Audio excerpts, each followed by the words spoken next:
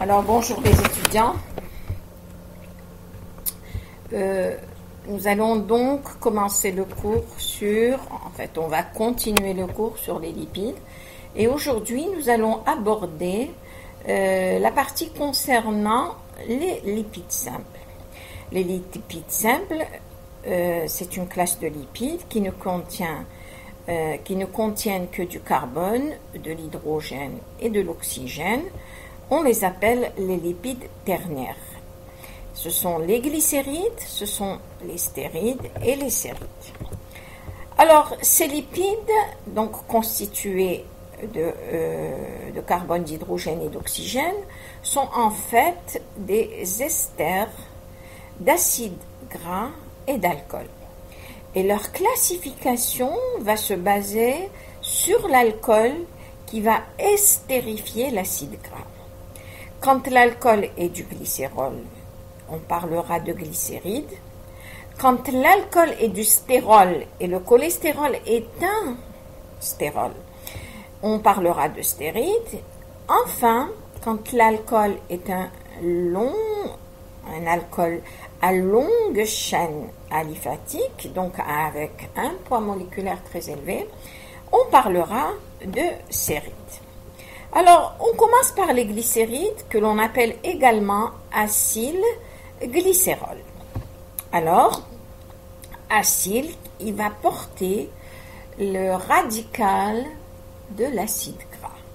Alors, je répète, acide plus alcool donne ester plus eau, réaction réversible. Je répète encore, ce sont des esters d'acide gras et de glycérol. Nous avons donc le glycérol avec 3 fonctions OH et qui vont être estérifiées avec 3 acides gras. Cela suppose que cette fonction OH et cette fonction OH vont être estérifiées par le COH des 3 acides gras. Alors le carbone numéro 1 est appelé 1 au alpha, le 2 au bêta et le 3 au alpha prime. Donc on aura un triglycéride quand l'alcool, le glycérol sera estérifié avec 3 acides gras. On aura un acide gras ici, un acide gras ici et un acide gras ici. Donc c'est un triglycéride. Vous voyez ici l'astérix qui stipule qu'il s'agit d'un carbone asymétrique qui rend ce triglycéride une molécule optiquement active, donc un carbone asymétrique. Lorsque le R1, R2, R3, R1, R2 et R3 sont des radicaux différents. Donc, le problème ne se posera pas. Alors, évidemment, on peut avoir une estérification d'une seule fonction alcool, comme c'est le cas ici. Les 2 fonctions OH vont rester libres, on parlera de monoglycéride. Quand il y aura 2 fonctions OH du glycérol qui seront estérifiées par 2 acides gras différents, on parlera de diglycéride. Et évidemment, avec 3 acides gras, triglycéride. Donc mono pour 1, di pour 2 et tri pour 3. Alors, la nomenclature, je vous ai dit qu'on les appelait les acylglycérols. Alors, regardez ici, ce triglycéride, il est estérifié, ce glycérol est estérifié par 3 acides gras et c'est le même acide gras. D'ailleurs, on dit qu'il est homogène. Celui-là également, c'est le même acide gras qui estérifie les 3 fonctions alcool du glycérol.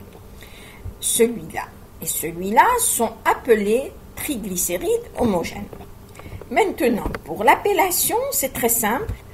On les appelle, celui-là, le tristéarylglycérol. Pourquoi stéaryl? Vous remarquez qu'il s'agit d'acide stéarique, le C18,0. Pour les 3 acides gras, il s'agit de l'acide stéarique qui estérifie votre glycérol. La même chose ici, ce n'est pas un acide gras, ici c'est un acide gras saturé, ici c'est un acide gras insaturé. La trioléine, on l'appelle, on peut l'appeler aussi le oléylglycérol. Alors, ici, c'est l'acide oléique qui estérifie donc, l'acide oléique qui vous estérifie le glycérol au niveau du carbone alpha, bêta et alpha prime. Ici,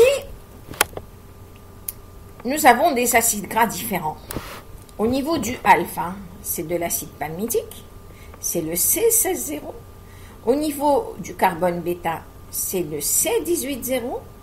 Et alpha prime, c'est l'acide laurique, c'est le C12,0.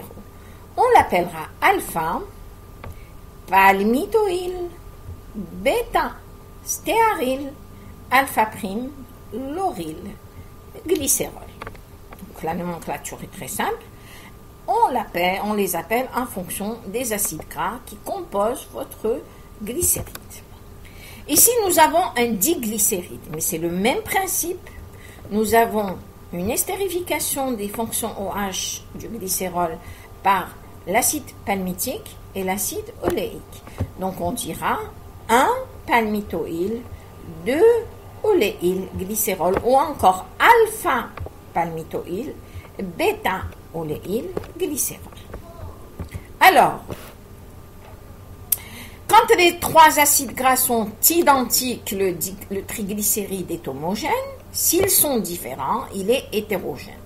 Généralement, l'acide gras du milieu est insaturé et les triacylglycérols sont apolaires, non chargés et on les appelle les graisses neutres. Regardez l'acide gras, les triglycérides. Je parle des triglycérides. Les triglycérides, nous n'avons aucune fonction qui est hydrophile, donc il n'y a aucune fonction polaire. Donc ils sont complètement hydrophobes. D'accord? Donc les triglycérides, et je parle des triacylglycérols ou triglycérides, sont apolaires. Ils ne sont pas chargés et c'est la raison pour laquelle nous les appelons les graisses neutres. Ce sont les lipides naturels les plus nombreux qui sont présents dans le tissu adipeux. On les appelle des graisses de réserve et on les retrouve de manière importante chez l'homme et retrouvés dans de nombreuses huiles végétales. Ils sont solubles dans l'acétone, ce qui les différencie des phospholipides. Alors, configuration spatiale, c'est celle-là. Il y a un angle de 120 degrés qui sépare les chaînes d'acides gras. D'accord? Après, nous passons aux propriétés physiques qui, en fait, vont rejoindre les propriétés physiques des acides gras qui composent le triglycéride ou le monoglycéride ou le diglycéride. Le point de fusion dépend de leur composition en acides gras. Évidemment, comme pour les acides gras, ils s'élèvent avec le nombre d'acides gras saturés et avec la longueur de la chaîne. C'est-à-dire que lorsque la chaîne est élevée et longue, et quand la chaîne est saturée, le point de fusion est très élevé. Mais dès qu'il y a présence d'une insaturation, une double liaison, à ce moment-là, le point de fusion va diminuer et il diminue de beaucoup. D'accord? Il diminue avec les acides gras insaturés, le point de fusion va diminuer. Donc, ils sont solubles toujours dans les solvants organiques, ce sont des propriétés de solubilité. Les propriétés chimiques maintenant. Il y a une hydrolyse chimique dans un premier temps, avec par exemple de l'H2SO4, l'acide sulfurique. Qu'est-ce qu'elle va faire? Vous avez votre triglycéride ici. Qu'est-ce qu'elle va faire? Qu'est-ce qu'il va faire, l'acide sulfurique? En fait, il va vous séparer votre glycérol ici et votre acide gras ici.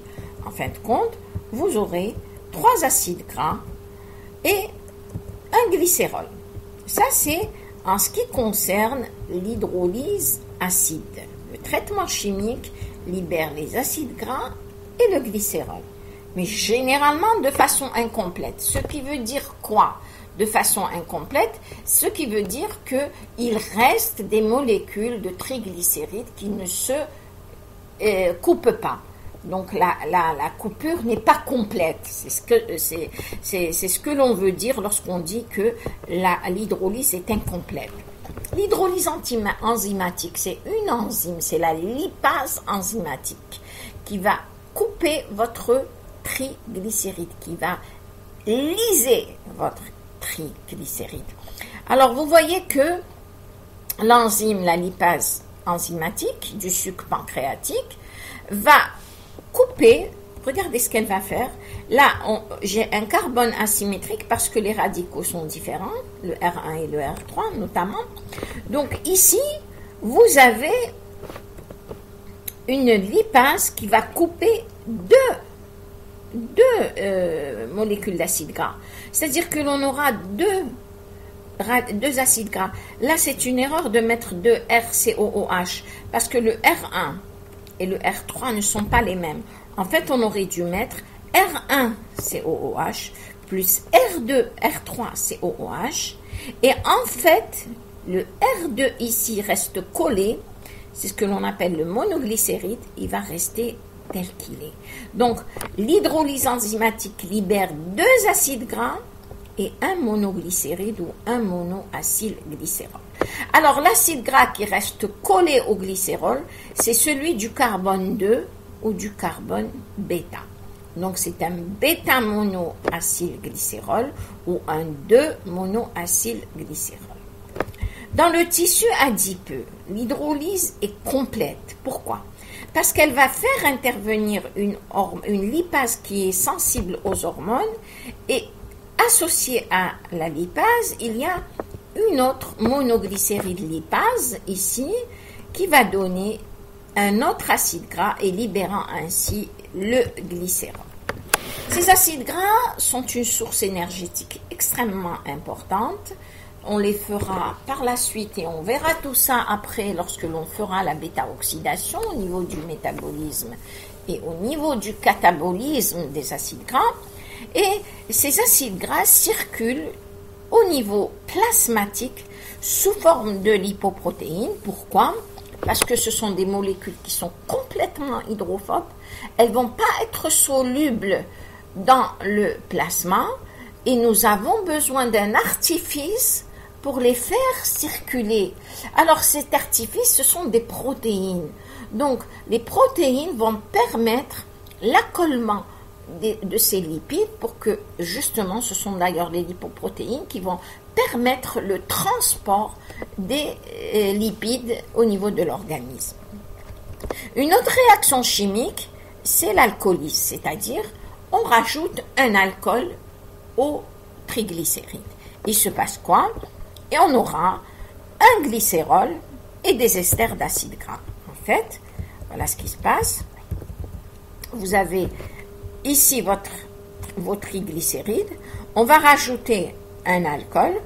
En fait, on va libérer ici le glycérol et l'acide gras va être estérifié par l'alcool que l'on va ramener et donc le résultat sera l'obtention d'un ester d'acide gras. Donc l'ester d'acide gras constitué de l'alcool que l'on a ramené avec l'acide gras qui était là et le glycérol qui est libéré.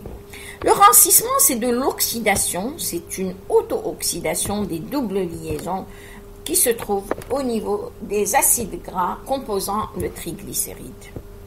La saponification, idem, la même chose que pour les acides gras. Nous avons 3 acides gras, donc il y a 3 acides gras, 3 molécules de KOH vont saponifier les acides gras et on obtiendra une libération de glycérol avec un savon. Là, le savon, le K+, va se coller à 1, 2, 3. Il y aura 3 savons. Il n'y a pas un seul savon, mais 3 savons parce que le K+ se lie à la fonction COH de l'acide gras avec le radical R1. Il y aura un autre savon avec l'acide gras dont le radical est R2 et un autre savon avec le 3e acide gras qui a son radical R3. Donc, ce sont des réactions qui utilisent une base forte, d'accord, et elles servent pour la production des savons, donc la production des savons, et on détermine toujours un indice de saponification qui est la quantité de KOH nécessaire pour saponifier 1 gramme de triglycérides, sachant que l'indice est exprimé en milligrammes. Alors, la configuration des acides mixtes naturels est rattachée à la configuration du glycéraldéhyde. On considère le glycérol comme dérivant du L-glycéraldéhyde, donc la fonction OH au niveau du carbone numéro 2 doit être dirigée vers la gauche. La formule du THG, du triacylglycérol, THG, est écrite en sachant que l'hydroxyle secondaire est à gauche en projection de Fischer. On numérote le squelette de haut en bas. On décline les groupements acyles, comme je vous l'ai dit, comme il y avait tout à l'heure, le 1-palmityl, ici 2,3-dioléyl, ça veut dire que le carbone 2 et le carbone 3 sont estérifiés par de l'acide oléique, c'est le même acide gras qui va estérifier le carbone 2 et le carbone 3. Bon, ce 5 qui va disparaître, ça ne veut rien dire, hein. Les triacylglycérols sont exceptionnellement homogènes. Ça veut dire que les acides gras qui composent le triglycéride sont différents. Leur distribution chez l'homme suit le principe de l'hétérogénéité maximum, c'est-à-dire qu'ils sont très hétérogènes. Et dans la plupart des cas, il y aura au moins 2 acides gras différents qui vont composer le triglycéride.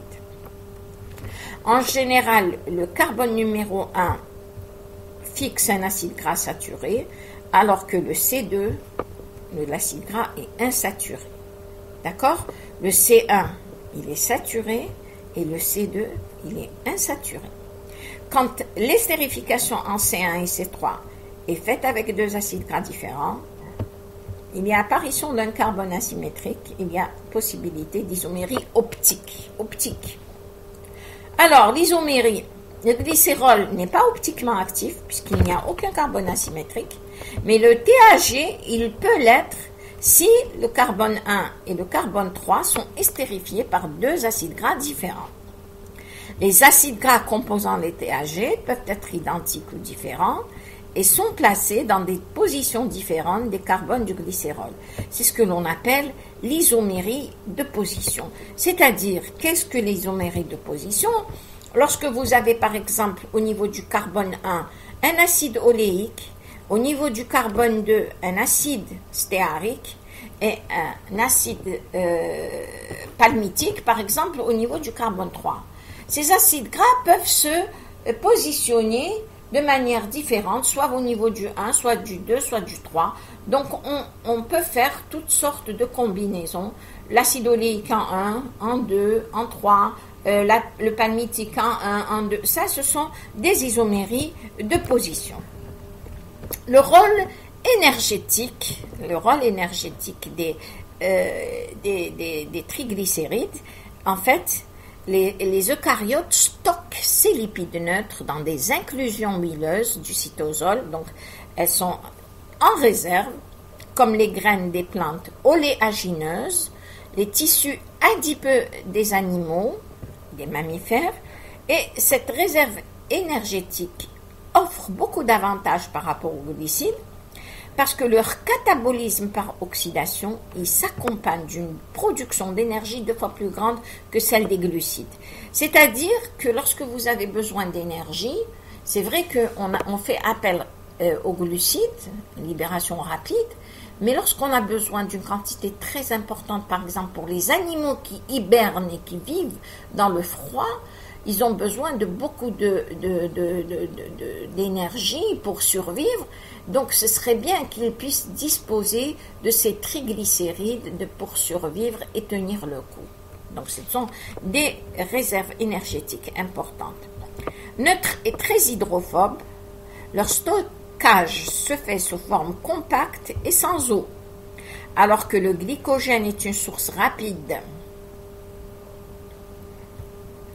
de glucose épuisable en une journée. Les triglycérides sont une réserve à long terme de quelques mois. Citons le rôle de réserve pour les oiseaux migrateurs, pour les animaux hibernants ou polaires. Ce sont des isolants thermiques. Le tissu adipeux sous-cutané est un isolant thermique. Les gens qui ont froid, on dit que les gens qui ont beaucoup de graisse, ils ressentent pas beaucoup le froid. Donc c'est un isolant thermique, c'est-à-dire que la température du corps augmente avec la présence de ces triglycérides. D'accord? Alors, les acides gras qui composent les triglycérides proviennent généralement des végétaux. Alors, ils sont en position 6. Les acides gras sont toujours en position 6. Les acides gras en position 30, on l'a dit au niveau des acides gras, ce sont des acides gras qui sont mauvais pour la santé et ils peuvent provenir de produits laitiers ou encore de graisses de ruminants. On peut aussi les avoir après l'hydrogénation catalytique, comme on l'a vu pour l'acide stéarique, quand on a vu l'hydrogénation catalytique de l'acide oléique. Pour la rendre, l'acide oléique, c'est le C18,1-delta-9. Pour qu'il se transforme en C18,0, on a fait une hydrogénation et on a constaté qu'au moment où la production d'acide oléique se faisait, il y avait en même temps la production d'acide oléique 6 et d'acide élaïdique qui est trans. D'accord? Donc, ce sont des produits qui peuvent qui peuvent se former et être produits au cours des hydrogénations catalytiques. Bon, il faut savoir que les acides gras naturels des triglycérides ne renferment pas d'acides gras qui sont ramifiés. D'accord? Maintenant, pour les méthodes d'étude des triglycérides, on peut étudier l'indice de saponification, l'indice d'iode, on utilise la spectrophotographie, la spectrographie, la spectrométrie, la diffraction. Il y a beaucoup la chromatographie aussi, qui sont très intéressantes pour l'étude des triglycérides. Le deuxième groupe de lipides simples, ce sont les stérides. Idem. Alors, les stérides, l'alcool est un stérol. Il faut juste savoir que ce noyau stérane qui compose les stérols, c'est du perhydrocyclopentanéophénanthène. Alors, ne vous inquiétez pas, regardez ici. Le noyau de base.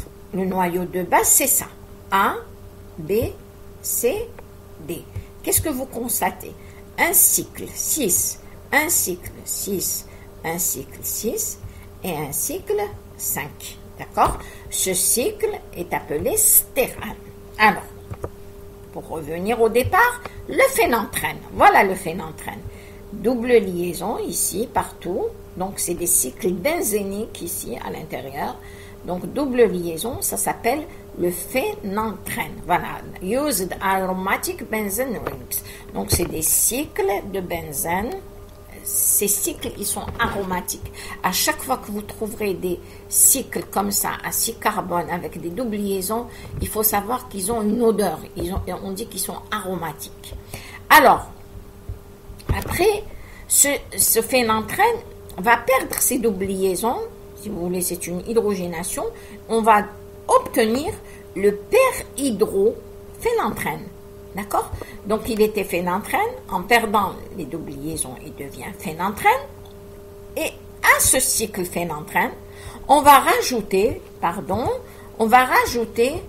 un cycle à 5 carbones. Donc, ça devient le perhydrophénanthène cyclopentane. Donc, ça devient cyclopentano perhydrophénanthène. Also, the name stérane is used. Il est également appelé stérane. Donc, retenez cette classification. 1, 2, 3, 4, 5, 6, 7, 8, 9, 10. On remonte 11, 12, 13, 14, 15, 16, 17. Ça, c'est la numérotation obligatoire pour ces cycles cyclopentano-péridrophénanthène ou ces cycles de stérane. Après, nous avons le cholestérol. Le cholestérol dérive le cyclopentano-péridrophénantrène, regardez, un premier cycle A, B, C, D, donc 3 cycles. Mais qu'est-ce qui se passe? Ici, nous avons une double liaison en position 5. Nous avons un hydroxyle en position 3. Puis enfin, il faut savoir qu'il contient 27 atomes de carbone. Donc, on arrive à la numérotation 17, comme c'est le cas ici. Donc, ici, vous avez jusqu'au 17. Et après, vous avez ici, au niveau du 13, un radical méthyle qui se greffe ici, un autre radical méthyle qui se greffe ici, au niveau du carbone 10, et puis enfin, le 20, regardez, 18, 19, après du 17, on va vers le 20, 21, un autre radical méthyle, méthyle, c'est-à-dire CH3. CH3, CH3. Et après, vous avez 22, 23, 24, c'est des hydrogènes, des carbones et des hydrogènes, 25, 26, 27. La molécule de cholestérol dérivant du stérol, alors OL fonction OH, d'accord, est une molécule à 27 atomes de carbone. Le cholestérol possède une fonction alcool secondaire en C3, d'accord, une double liaison en C5. C'est un lipide amphiphile. Pourquoi? Parce que nous avons une partie hydrophile ici, donc il est amphipathique ou amphiphile. Et c'est un constituant des membranes de la couche externe, des cellules et des lipoprotéines plasmatiques.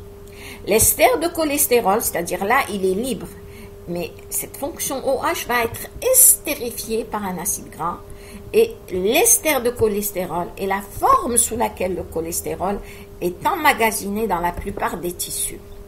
Alors, donc le caractère amphiphile, je le répète, c'est cette fonction OH hydrophile, le corps apolaire, donc hydrophobe, et vous avez votre molécule de cholestérol. Encore une fois, le cycle pentano-péridrophénantrène, pentano pour le cycle pentane, péridrophénantrène, c'est pour ces 3 cycles qui sont saturés. Donc, le schéma d'une membrane cellulaire, regardez, vous avez les corps polaires de ce côté et à l'intérieur, le côté hydrophobe. Alors, si on a des acides gras, ici, ce sera la fonction COH et là, c'est la queue hydrophobe. Il y a des protéines qui s'insèrent, il y a du cholestérol. Alors, le cholestérol également, le OH, il est là. Il faut savoir que vous avez PL et sphingolipides, ce sont les phospholipides et les sphingolipides qui ont une tête polaire aussi et une queue apolaire, on les verra tout à l'heure.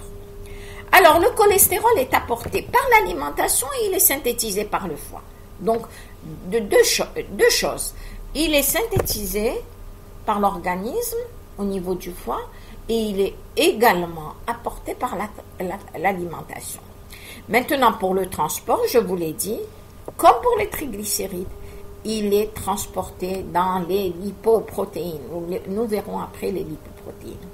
C'est un constituant des membranes, il a un rôle dans la fluidité, et le cholestérol, il est précurseur de 3 grands groupes de molécules. C'est-à-dire qu'il est à l'origine de la synthèse, de la formation, de la production des hormones stéroïdiennes, telles que le cortisol, la testostérone, les oestriols, les oestrogènes, etc. Et la vitamine D3 ainsi que les acides biliaires. Alors la vitamine D3, là voilà la molécule, c'est une vitamine qui dérive du 7-déhydrocholestérol, donc vous voyez qu'elle dérive du cholestérol qui est présent dans la peau, mais qui se transforme en vitamine D3 sous l'effet des ultraviolets, le soleil. Elle est métabolisée dans le foie par une 25 hydroxylase qui la transforme en 25 hydroxyvitamine D3, d'accord? Et puis ensuite, une autre hydroxylase par une 1 hydroxylase pour donner la 1 et la 25, donc une 1-hydroxylase, une 25-hydroxylase. Après, nous avons un 25-dihydroxy, il y a deux fonctions hydroxy, vitamine D3, appelée calcitriol, qui est une hormone. Alors, quel est son rôle? Le calcitriol, c'est la forme hormonale active de la vitamine D3 qui est liposoluble, bien sûr, et qui prévient le rachitisme d'une part en favorisant la fixation du calcium au niveau des os. Alors, je vous ai fait toute une série de figures. Toutes ces molécules sont des molécules dérivant du stérol. Ce sont des stérols, en général ce sont des stérols d'origine végétale, d'accord? Donc vous retrouvez toujours un petit peu le cycle phénanthène, péridrophénanthène avec le cycle pentane, et puis vous avez toutes sortes de molécules. Alors, le stéride, c'est quoi? C'est une estérification, comme on l'a vu, du cholestérol ou du stérol avec un acide gras.